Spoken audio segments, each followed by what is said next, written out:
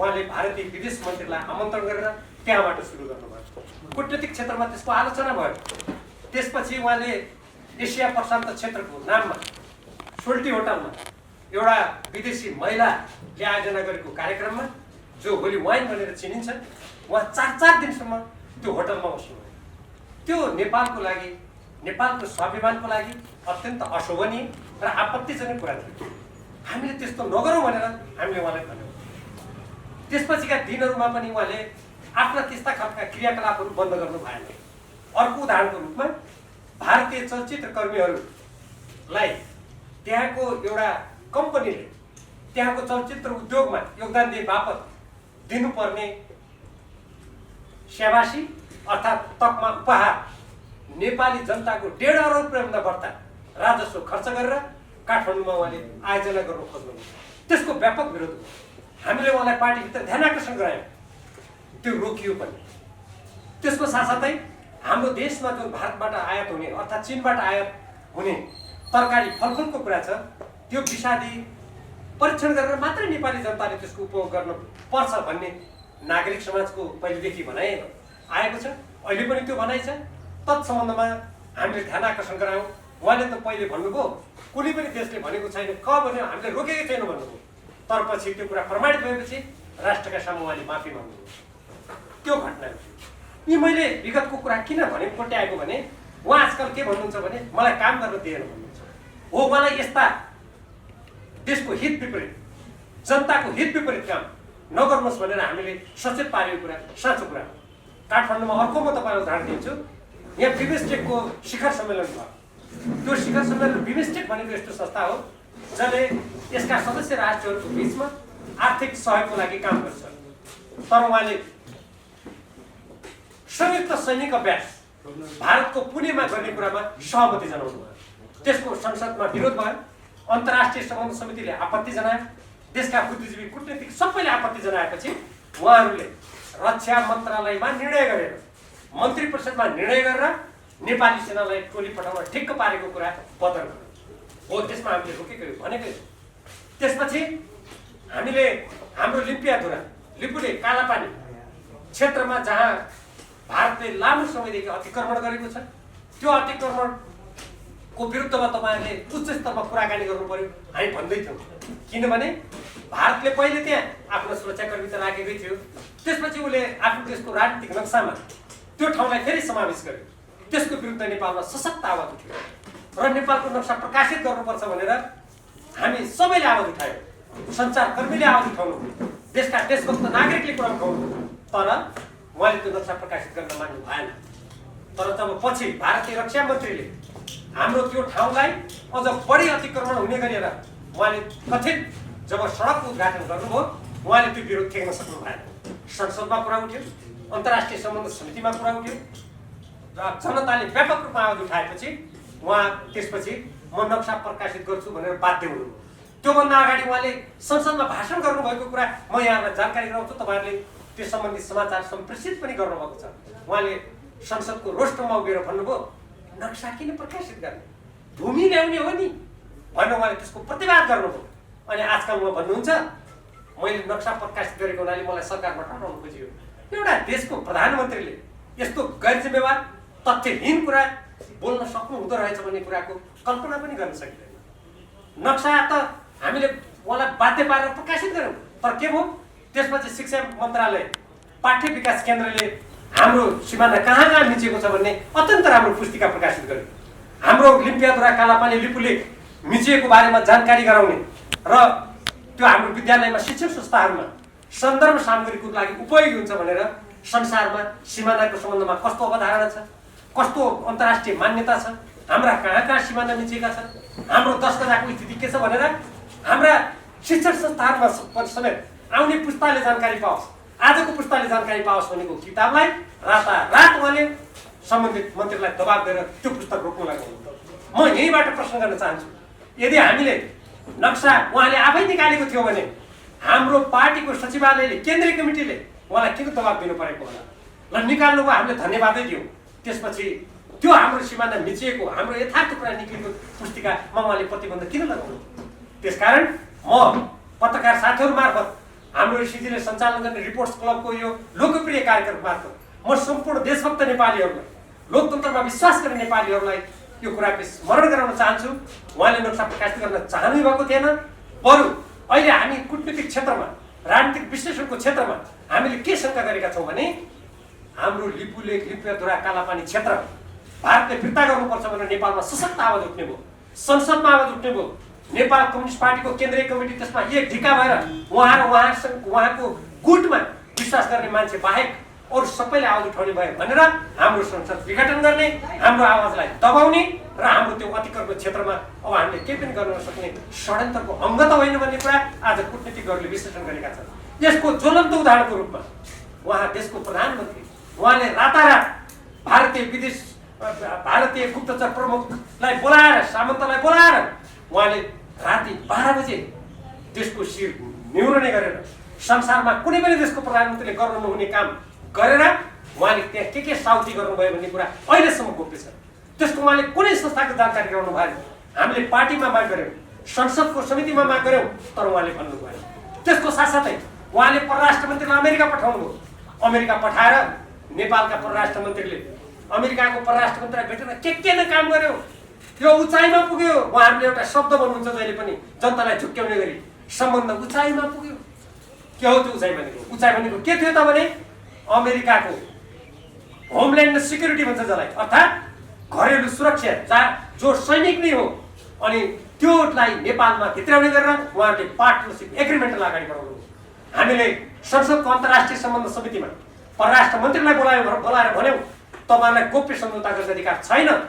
नेपालको संविधान बमोजिम पनि तपाईँले त्यो पार्टनरसिप एग्रिमेन्टका कागजपत्र यहाँ पेश गर्नुहोस् भनेर अन्तर्राष्ट्रिय सम्बन्ध समितिका सभापतिजीले परराष्ट्र मन्त्रीलाई पत्राचार गर्नुभयो, तर पनि उहाँले दिनु भएन।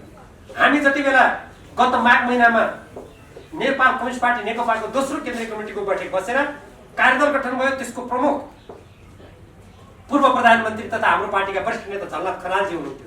म स्वयं सदस्य थिएँ र परराष्ट्र मन्त्री प्रदीप दिवालीजी सदस्य हुनुहुन्थ्यो। हामीले पटक पटक परराष्ट्र मन्त्रीलाई भन्यौँ तपाईँले गरेको त्यो साझेदारी सम्झौता अर्थात् पार्टनरसिप एग्रिमेन्ट भन्यो के हो, त्यसका कागजात दिनुहोस्, तर उहाँले कहिले दिनु भएन। कहिले भन्नुभयो रक्षा मन्त्रालयसँग छ, कहिले भन्नुभयो त्यो खोज्नुपर्छ, कहिले भन्नुभयो दिउँला। म सम्पूर्ण देशभक्त नेपालीहरूलाई, तपाईँ पत्रकार साथीहरू मार्फत आह्वान गर्न चाहन्छु, यो सरकारका प्रधानमन्त्री केपी शर्मा ओलीजीले नेपालको संविधान विपरीत, नेपालको स्वतन्त्र परराष्ट्र नीति विपरीत अमेरिकासँग गरेको साझेदारी सम्झौता के हो त्यो दिनु पर्यो। म खास गरी ऋषिजी हाम्रो यस्ता कुराहरू खोतल्नुहुन्छ धेरै, उहाँ मार्फत तपाईँहरूले पनि धेरै कुराहरू थाहा पाउनुहुन्छ। यो साझेदारी सम्झौता देशभक्त नेपालीहरूले माग गरेका छन्, मैले उहाँहरूको आवाजलाई मुखरित गरेको छु। यी मैले घटनाक्रम किन बताएको भने उहाँका वरिपरि बस्नेहरू उहाँ स्वयं के भन्नुहुन्छ भने मलाई काम गर्न दिएर अरू काम गर्न नदिएको होइन। उहाँलाई यस्तै राष्ट्रिय हित विपरीत, नेपाली जनताको हित विपरीत गर्ने काममा हामीले खबरदारी अवश्य गरेका हौँ, तर अरू सरकारको काममा उहाँलाई के चाहिँ हामीले गर्नु दिएनौँ। उहाँले के राम्रा काम गर्नु खोजेर दिएनौँ हामीले। उहाँले रेल ल्याउँछु भन्नुभयो, हामीले विरोध गरेका छौँ। यद्यपि त्यो रेल अहिले कात्रो ओढाएर राखिएको छ। तपाईँले संसारमा कोही त्यत्रो करोडौँ रुपियाँ लगानी गरेको रेल, त्यसका कतिपय फलामहरू आज चोरी हुँदैछन्, कात्रो ओढाएर राखेको देख्नु भएको छ? उहाँले के गर्नुभयो त्यो रेल ल्याएर कात्रो ओढाएर? हाम्रो करोडौँ करोड रुपियाँ दिनदिन कुनै चोरी भएर बगेर गइरहेको छ। हामीले रोके, तैपनि हामीले रोकेनौँ। उहाँले जहाज चलाउँछु भन्नुभयो, हामीले के विरोध गर्यौँ? उहाँले त्यसपछि गएर काठमाडौँलाई हामी एकदम मेट्रो रेल चलाउँछु भन्नुभयो, हामी आकाश रेल चलाउँछु भन्नुभयो, हामी कसरी विरोध गर्यौँ? उहाँले रातारात म झिलिमिली पार्छु भन्नुभयो, हामीले विरोध गर्यौँ? हामीले कुनै पनि देशको लागि, जनताको लागि गर्ने काममा हामीले विरोध गरेका छैनौँ। निजगढ विमानस्थल बनाऊ भनेकै छौँ, पोखरा विमानस्थल बनाऊ भनेकै छौँ, भैरवा विमानस्थल बनाऊ भनेकै छौँ, तर हामीले त्यस्ता कुराको अवश्य विरोध गरेका छौँ, अहिले पनि गर्छौँ। भविष्यमा देशभक्त नेपालले गरिरहनेछन् जो नेपालको स्वतन्त्र परराष्ट्र नीति विपरीत छ, राष्ट्रघाती छ, जनघाती छ, संविधानको विरुद्धमा छ, लोकतन्त्रको विरुद्धमा छ। त्यो कुरा त गर्नै पर्यो नि। अब म यसमा लोकतन्त्र जोड्न चाहन्छु। मेरो हातमा नेपालको संविधान छ, यद्यपि यो नेपालको संविधान प्रत्येक नेपालीले पढेका छन् भन्ने मलाई विश्वास छ। उहाँले हठात प्रत्येक सभा विघटन गर्नु, उहाँले संविधानको धारा 76 बमोजिम विघटन गरेको भनेर भन्नुभएको छ। धारा 85 पनि उहाँले उल्लेख गर्नुभएको छ। यो धारा संविधानको धारा 76 मा नेपालको प्रधानमन्त्रीले प्रतिनिधि सभा विघटन गर्ने कतै पनि अधिकार छैन। म चुनौतीका साथ केपी शर्मा ओलीजीले राम्ररी सुन्ने गरी भन्न चाहन्छु, यदि उहाँले जुन विगतमा मैले जेल परे, म राजनीतिकमा एकदम मैले जे बोले त्यो हुन्छ भनेर उहाँ भनिरहनु भएको छ, हामीले पनि सम्मान गरेकै थियौँ। उहाँ पनि एउटा जिल्लाबाट जितेर आउनु भएको एउटा निर्वाचन क्षेत्रबाट, उहाँ कुनै देशभरिबाट प्रधानमन्त्री प्रत्यक्ष निर्वाचित होइन, हामी पनि एउटा निर्वाचन क्षेत्रबाट जितेरै आएको हो। अझ उहाँले त एउटा अर्को आफू हालिन्छ कि भनेर अर्को कुनै पार्टीसँग साँठगाँठ गरेर जसलाई उहाँले विगतमा प्रतिक्रियावादी भन्ने गर्नुहुन्थ्यो, उहाँले उम्मेदवार बनाएर आफ्नो जित सुनिश्चित गर्नुभएको थियो। त्यहीबाट मलाई अलिकति त शङ्का लागेको थियो, उहाँमा अलिक पदोन्नति छ कि उहाँ पदको लागि अहिले विपक्षी अर्को राजनीतिक दलको मान्छेलाई उम्मेदवार बनाएर चाँजोपाँजो मिलाउने, कतै भोलि भविष्यमा धोका दिनुहुन्छ कि भन्ने त भित्र मनमा त परेको थियो। तर यति हदसम्म, यति गैरजिम्मेवार काम, यति संविधान विरोधी, नेपाली जनताको जनमत विरोधी काम उहाँले गरिहाल्नु होला भन्ने कुरा कल्पना गरिएको थिएन। यो संविधानको धारा 76 को जुन उहाँले हवाला दिनुभएको छ, यो संविधानको धारा 76 ले उहाँलाई संविधान बमोजिम प्रतिनिधि सभाको विघटन गर्ने अधिकार छैन। जति बेला हामीले संविधान निर्माण गर्यौं, म संविधान मस्यौदा समितिको सदस्य, हामीले संविधान निर्माण गर्दा उहाँ समेत उपस्थित भएको बैठकमा उहाँले समेत नेपालमा धेरै राजनीतिक अस्थिरता भयो, एउटा कुनै प्रधानमन्त्रीलाई सनक चढ्यो भने जनतालाई करोडौं करोडौं रुपियाँ घाटा पारेर, राष्ट्रलाई अप्ठ्यारो पारेर संसद विघटन गर्ने प्रचलनलाई रोक्नुपर्छ, त्यसकारण प्रधानमन्त्रीले यो अधिकार दिनुहुन्न भन्ने स्वयं त्यति बेलाका संविधान सभाका सदस्य केपी शर्मा ओली पनि हुनुहुन्थ्यो। आज उहाँको त्यो वचन कहाँ छ? मलाई कहिलेकाहीँ पत्रकार साथीहरूको बिचमा देशवासीको अगाडि उभिएर यो कुरा भन्नुपर्दा अप्ठ्यारो पनि लाग्छ। त्यही संविधान सभाका अध्यक्ष जस्ता भएका व्यक्ति, त्यही संविधान सभामा मस्यौदामा रहेका कतिपय व्यक्तिहरू जसले मलाई उहाँका अभिलेखहरू यदि सुरक्षित राखेको छन् भने, यदि कतै त्यसका वृत्तचित्रहरू राखेका छन् भने त्यहाँ बोलेको कुरा तपाईँहरू हेर्न सक्नुहुन्छ खोजेर। उहाँहरूले भन्नुभएको थियो यो राजनीतिक अस्थिर अवस्थालाई समाप्त गर्नको लागि अब नेपालको कुनै पनि प्रधानमन्त्रीले संसद भङ्ग गर्न सक्दैन, प्रतिनिधि सभा भङ्ग गर्न सक्दैन। उहाँहरूका ती वचनहरू के सजिलै परिवर्तन भएर गइसके कि उहाँहरू अवसरवादको बाटोमा लाग्नु कि गुटको स्वार्थले आँखा बन्द भएर उहाँहरू देश देख्न छोड्नुभयो, समाज देख्न छोड्नुभयो, जनता देख्न छोड्नुभयो र अन्तर्राष्ट्रिय जगतले के होला के भन्ला भन्ने लाज घिन पचाएर आफ्नो निहित स्वार्थको लागि आज राष्ट्रलाई सङ्कटतर्फ धकेल्नुभयो भन्ने प्रश्न उठ्छ। अर्को कुरा, एक त नेपालको संविधानको धारा 85 को जुन उहाँले उल्लेख गर्नुभएको छ, 85 को त सन्दर्भै छैन र यो 76 संविधानको धारा 76 मा के व्यवस्था छ भने जबसम्म संसदमा वैकल्पिक व्यवस्था हुन्छ, जबसम्म प्रधानमन्त्री बन्ने सम्भावना हुन्छ, तबसम्म प्रधानमन्त्री विघटन गर्न पाउँदैन। उदाहरणको लागि निर्वाचन भयो, निर्वाचनमा मान्नुहोस् कुनै दलले बहुमत ल्याएन, बहुमत नल्याउने अवस्थामा त्यसपछि सबैभन्दा ठुलो दललाई त्यो अधिकार जान्छ। त्यो पनि नसक्ने अवस्था भयो भने संयुक्त कुनै दल या कुनै व्यक्ति जसले त्यो बहुमत प्राप्त गर्न सक्छ, निज प्रधानमन्त्री हुन सक्छ। त्यो पनि भएन भने मात्रै सरकार बन्ने कुनै पनि सम्भावना भएन भने मात्रै त्यो विघटन हुन्छ। कल्पना यो संविधानमा गरिएको छ र यो संविधानले यो लेख्दा यसमा हस्ताक्षर गर्ने व्यक्ति केपी शर्मा ओली पनि हुनुहुन्थ्यो। हुन त यस्तो झुट बोल्ने प्रधानमन्त्रीलाई, ढाँट्ने प्रधानमन्त्रीलाई हुन त यस्तो कानुनले के गर्ला र किन मैले झुट र ढाँटको कुरा गरेको भने हाम्रो थाई कमिटीको बैठक बालवाटारमा बसिरहेको थियो 1 गते पुस। त्यही दिन हामीले उहाँले हठात संविधानको अर्को प्रावधान, संवैधानिक परिषदको प्रावधानमाथि हमला गरेर उहाँले अचानक अझ फेरि त्यसलाई संशोधन गर्न विधेयक ल्याउनु, जुन प्रकारको उहाँको विधेयक गत वैशाख 8 गते स्वयं उहाँले फिर्ता लिनुभएको थियो। हामी कल्पना गरौँ, म देशवासीलाई पनि भन्न चाहन्छु पत्रकार साथीहरू मार्फत, कस्तो देशको प्रधानमन्त्री हो जसले गत वैशाख 8 गते यो अब सबैले जनताले विरोध गरे भनेर फिर्ता लिनुभयो। त्यही विधेयकलाई उहाँले पुस 1 गते ल्याउनु, उहाँले पुसको यो मक्सिरको अन्तिममा उहाँले फेरि त्यो ल्याउनु। हामीले पुस 1 गते 83 जना प्रतिनिधि सभाका सदस्यहरूले राष्ट्रपति कार्यालयमा समावेदन दियौँ। त्यसमा म स्वयं, हामी 2 जना प्रतिनिधि सभाका सदस्यहरू मसहितको संलग्नतामा हामी राष्ट्रपति कार्यालयमा दर्ता गर्न गयौँ।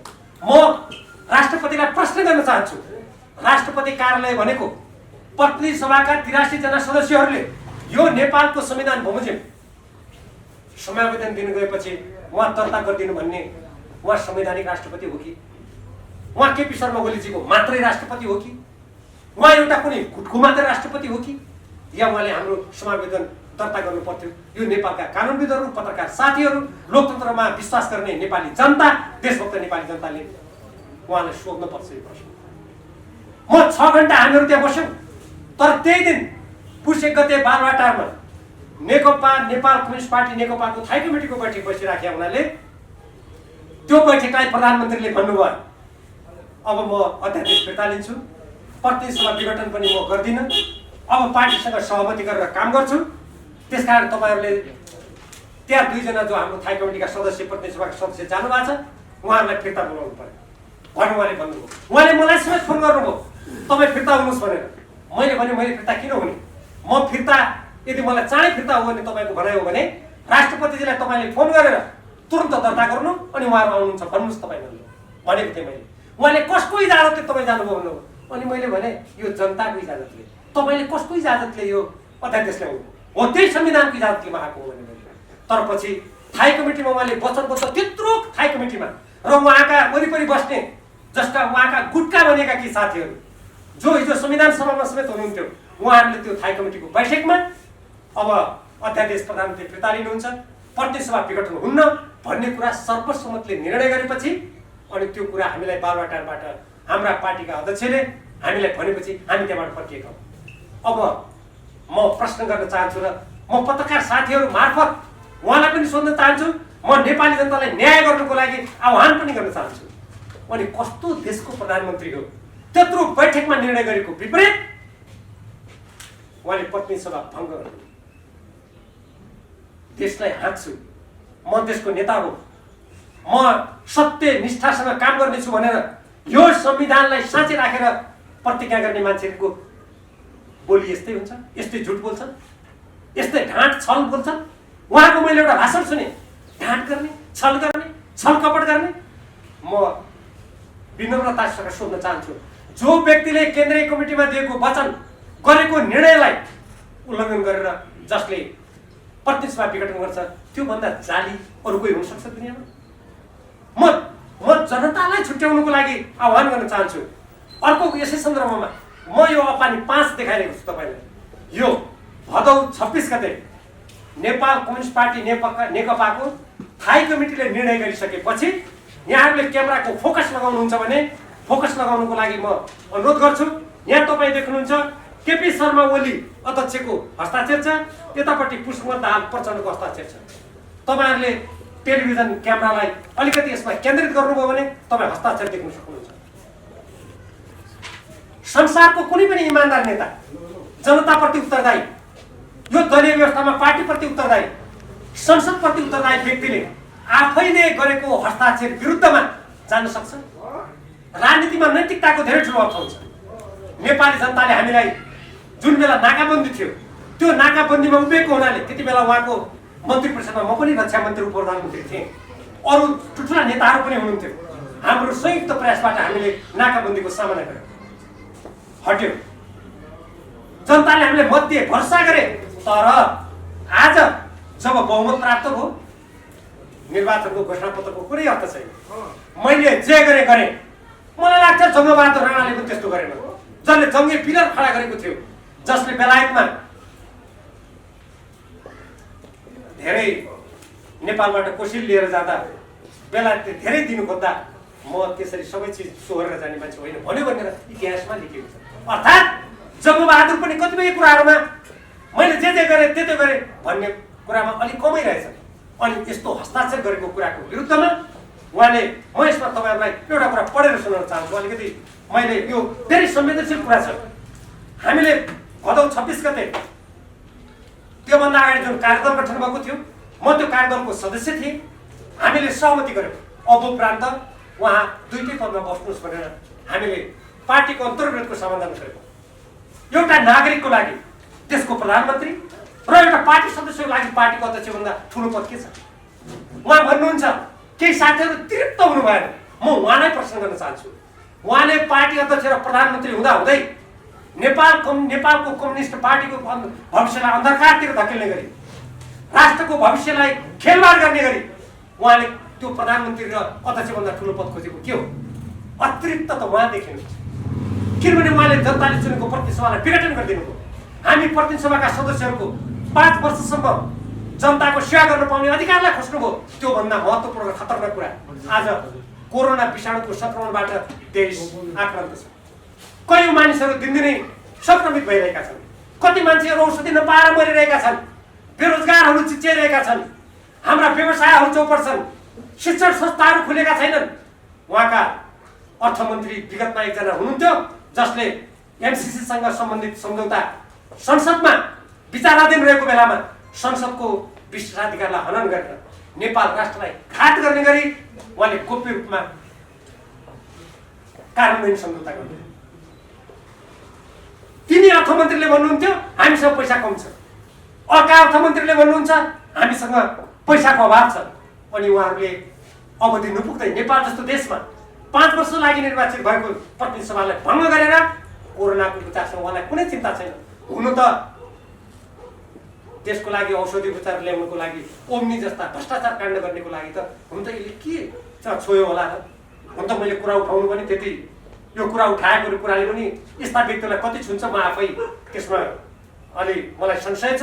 तर पनि हामी नेपालले भन्नुपर्छ कोरोनाको यस्तो महामारी भएको बेलामा, देशको अर्थतन्त्रमा समस्या परेको बेलामा अनि प्रधानमन्त्रीले अर्बौं रुपियाँ खर्च गर्ने गरी हठात वैशाख महिनामा चुनाव गर्न यो कुन देशको हित गर्न खोजेको? कसको इसारामा काम गर्न खोजेको?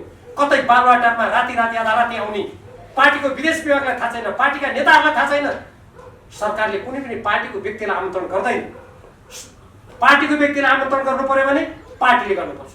सरकारको मान्छेलाई आमन्त्रण गर्नु पर्यो भने सरकारले गर्छ। तर ती सम्पूर्ण कुरा मिचेर उहाँले एउटा विदेशी पार्टीको व्यक्तिलाई पनि रात बालुवाटारमा गोप्य सौती गर्नुभयो। कतै यी पाइलाहरू नेपाल जुन स्वाभिमानका साथ उभिनु खोजेको थियो, नेपाल कम्युनिस्ट पार्टीले स्वाभिमानपूर्वक उभिनुको लागि आवाज उठाएको थियो, नेपाली जनताले साथ दिएका थिए, कतै त्यसलाई खत्तम पार्नुको लागि त्यसमाथि प्रहार गरेको त होइन? यो गम्भीर प्रश्न नेपाली जनताले आज समीक्षा गर्नुपर्ने कुरा छ। मैले तपाईलाई अन्तरपार्टी यो निर्देशनको 5 को म अलिकति सानो कुरा म पढेर सुनाउँछु भनेको थिएँ। हाम्रो यसमा पद्धति संस्थागत प्रणालीलाई सबल तुल्याउने भनेर लेखिएको छ। त्यसको सबभन्दा माथि भनेको छ सम्बन्धित सबै नेता कार्यकर्ता सदस्यहरूलाई आफ्ना गल्ती कमजोरीहरूप्रति आत्मसमीक्षित र आत्मालोचित हुँदै भविष्यमा त्यस प्रकारका गल्ती कमजोरीहरू दोहोरिन नदिन निर्देशित गर्दछ। अतीतमुखी होइन, भविष्यमुखी भएर वर्तमानका चुनौतीहरूलाई व्यवस्था गरेर होइन, त्यसलाई सामना गर्ने सही निष्कर्ष र सार्थक योजनाका साथ अघि बढेर जनताले सुम्पेको अभियान पूरा गर्दै मुलुकको उज्जवल भविष्य सुनिश्चित गर्ने सङ्कल्प गर्दछ। केपी ओलीजीको सही छ। आफैले लेखेको आफैले सही गरेको कुरामा निष्ठा नहुने व्यक्तिले म देश चलाउँछु अनि म अब 50% बहुमत ल्याएर जान्छु भन्ने योभन्दा हास्यास्पद तर्क केही हुन सक्दछ? र त्यस्तै गरेर यो विगतका अन्तर्विरोधहरू समाधान गर्नेदेखि लिएर अनि आन्तरिक विवादलाई कटुतापूर्ण र यदाकदा शत्रुतापूर्ण तहमा भट्काउन खोज्ने, पार्टी अनुशासनलाई गुट अनुशासन लिएर पार्टीलाई गुटले विस्थापित गर्न खोज्ने, गुटका अलग अलग बैठक बस्ने, निर्णय गर्ने र सार्वजनिक रूपमा आरोप प्रत्यारोपमा उत्रिने जस्ता गलत अभ्यासहरूलाई कडाइका साथ नियन्त्रण गर्ने र पार्टीलाई अनुशासित र पार्टीभित्रको बहस विवादलाई विधिसम्मत र मर्यादित तुल्याउने प्रण गर्दछ।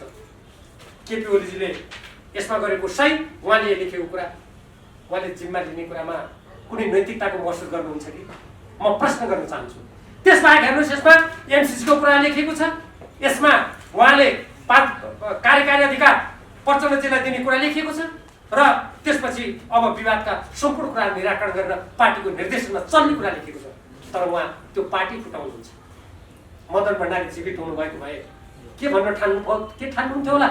जहाँ उहाँसँग गाँसिएका व्यक्ति राष्ट्रपति भएको ठाउँमा 83 जनाले हस्ताक्षर गरेर लिएको समावेदन दर्ता हुँदैन।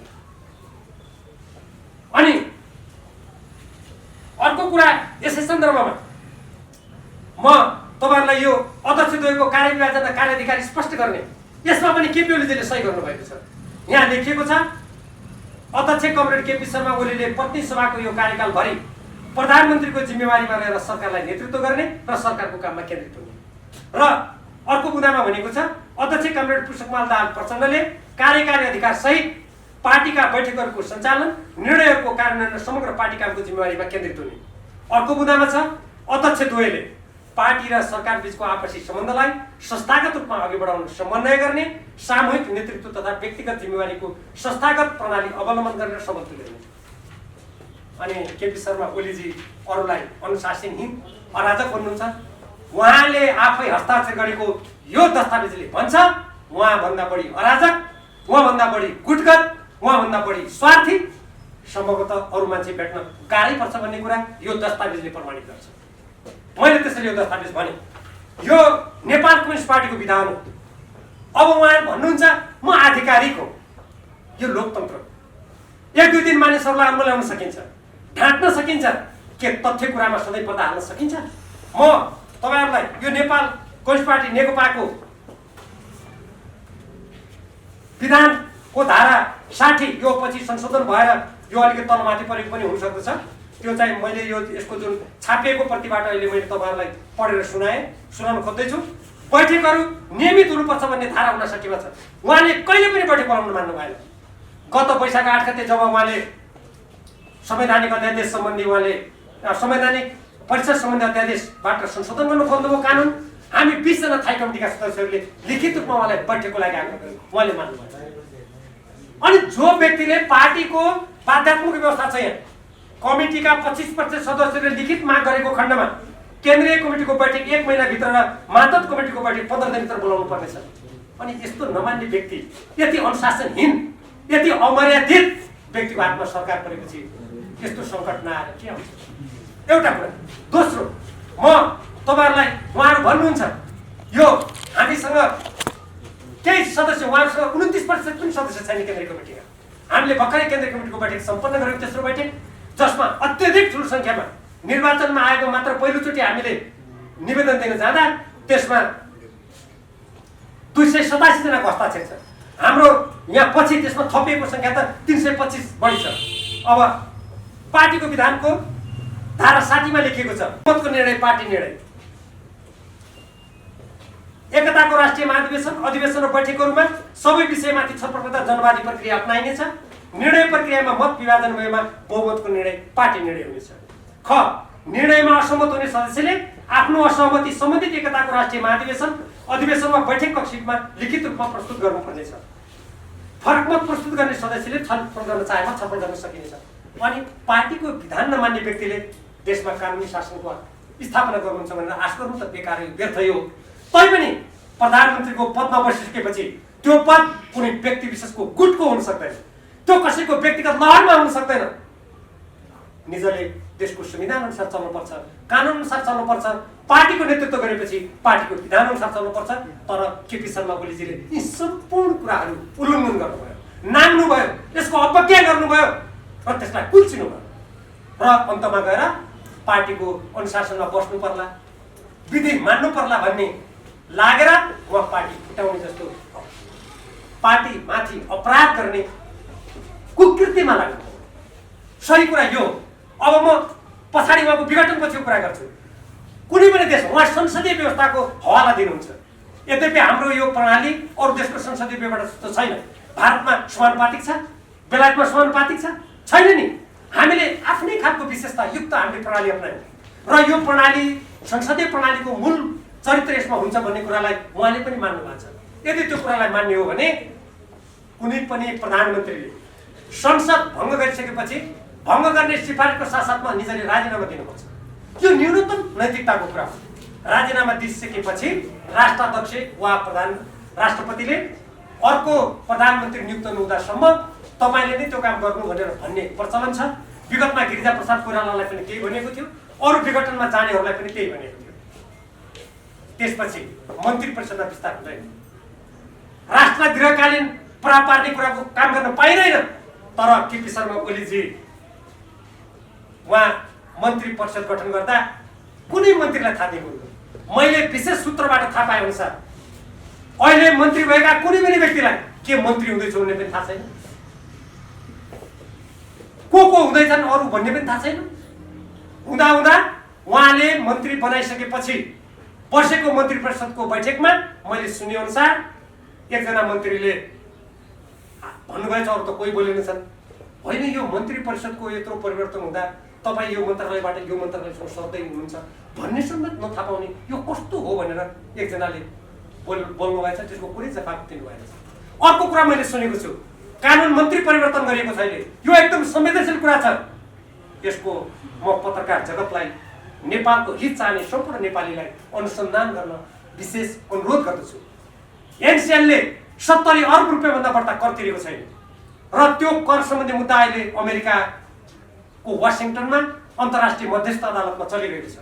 सबभन्दा पहिले त अहिले अमेरिकाको राजदूत भएका युवराज खतिवडाजीले अर्थमन्त्रीको हैसियतबाट त्यो एनसिएलको विरुद्धमा मुद्दा चल्न नदिनुको लागि उहाँले विभिन्न निकायलाई दबाब दिएको कुरा मैले सुनेको छु। कान्तिपुर पत्रिकामा पनि प्रकाशित भएको छ। र अहिले भर्खरै कानुन मन्त्रीबाट हटाइएका मन्त्रीजीले यसमा त कारबाही गर्नुपर्छ, यो त राष्ट्रघाती काम हुन्छ। 70 अर्ब रुपियाँको कुरा प्रतिरक्षा नगर्ने हो भने योभन्दा ठुलो राष्ट्रहित विपरीतको कामहरू हुन सक्दैन भनेर उहाँले अडान लिनुभएको थियो भने मैले सुनेको छु। उहाँले त्यो अडान लिनुभयो भनेर उहाँलाई कानुन मन्त्रीबाट हटाइएको छ।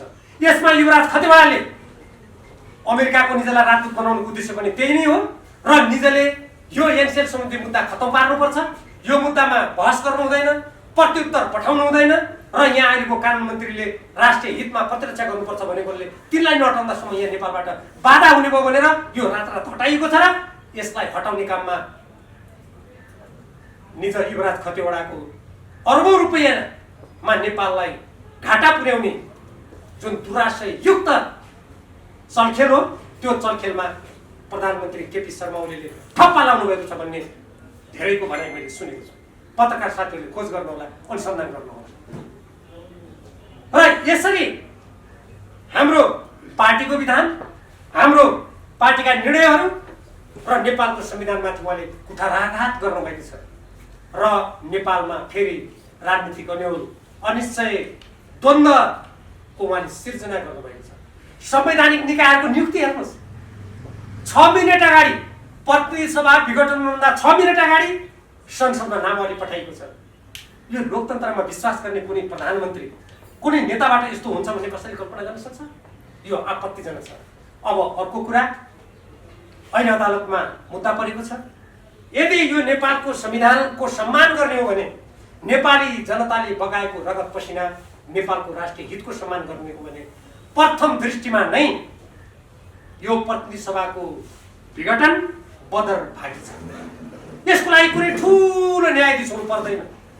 निर्वाचन आयोगमा जहाँसम्म दर्ता गर्ने कुरा छ, जुन पार्टीको केन्द्रीय कमिटीमा 441 जना सदस्य थिए त्यसमध्ये कोही संवैधानिक निकायमा नियुक्ति भएर, राजदूत नियुक्ति भएर, कसैको मृत्यु भएर जम्मा 434 सदस्य बाँकी छन्। 434 सदस्य मध्ये 287 को त त्यहाँ नामै उल्लेख भइसकेको छ। अरू त्यसबाहेक थप हामी पठाउँदैछौँ। अनि यो कस्तो लोकतन्त्र होला जहाँ यो मेरो पार्टी आधिकारीको हामी बहुमत छौँ भने भनिरहनु पर्छ र?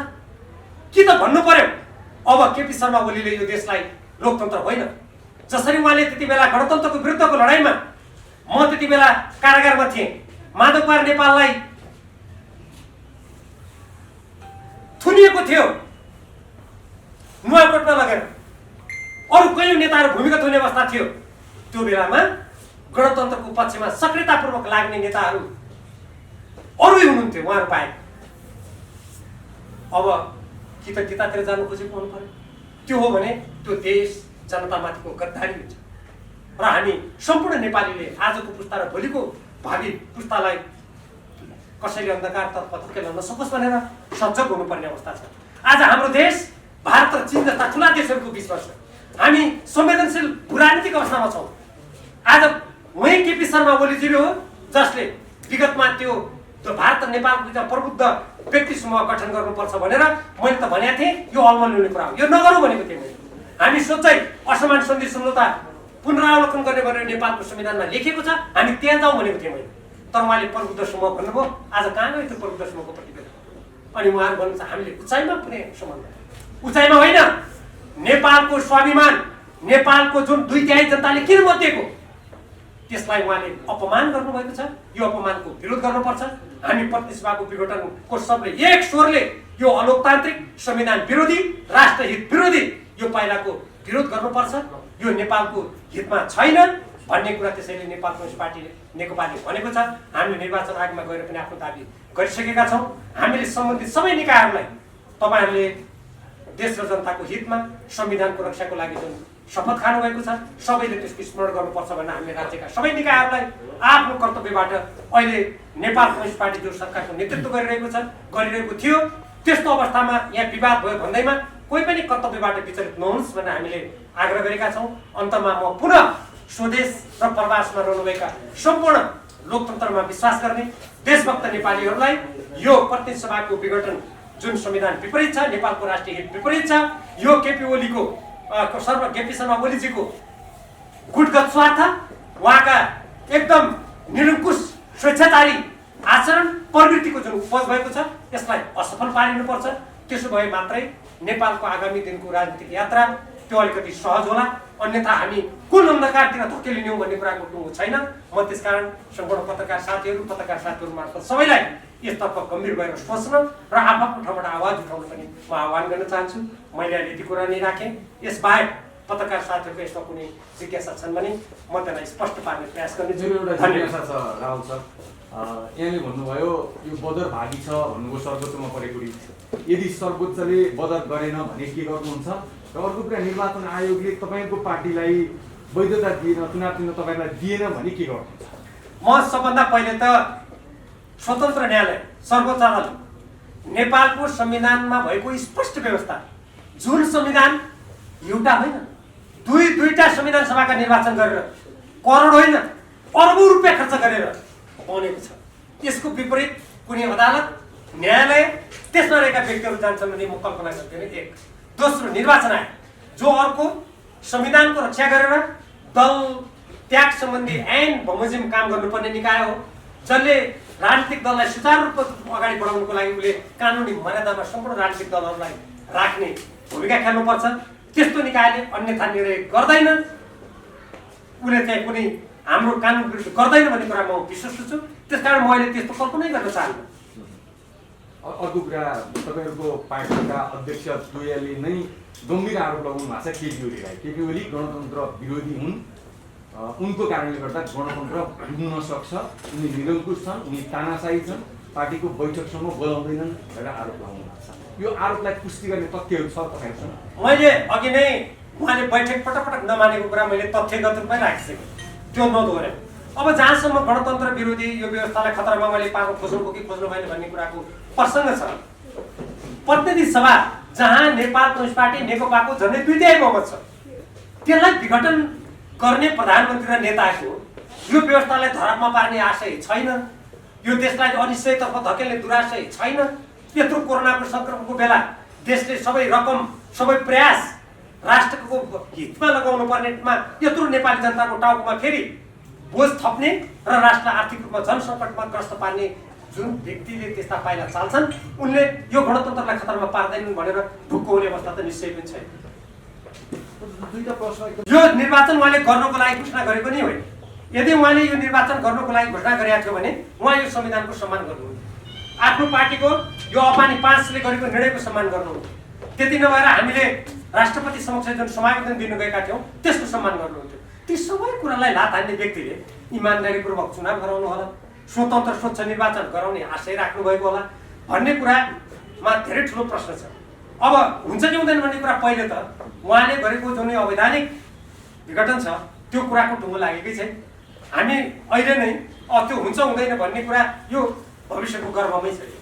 आम नागरिकहरूको एउटा सादा प्रश्न छ, सोसियल मिडियामा यति बेला चर्चित छ यो प्रश्न के हो भने देशमा यति धेरै भ्रष्टाचारका काण्डहरू भए तपाईँहरू आफ्नै पार्टीको बचाउमा लाग्नुभयो, डिफेन्स गर्न सडकमा आउनु भएन, बलात्कारका यत्रा घटनाहरू भए त्यसको दोषीलाई समातेर कारबाही गर्ने सन्दर्भमा सडकमा आउनु भएन तपाईँका पार्टीका शीर्ष नेताहरू। तर संसदभित्रको कुर्सी खोसिए पछाडि चाहिँ तपाईँहरू सडकमा आउनुभयो भनेर नागरिकहरूले नैतिकताको प्रश्न गरिरहेका छन्। होइन, त्यो नागरिकहरूले त्यसलाई नछुट्याएको। म उदाहरण दिन्छु।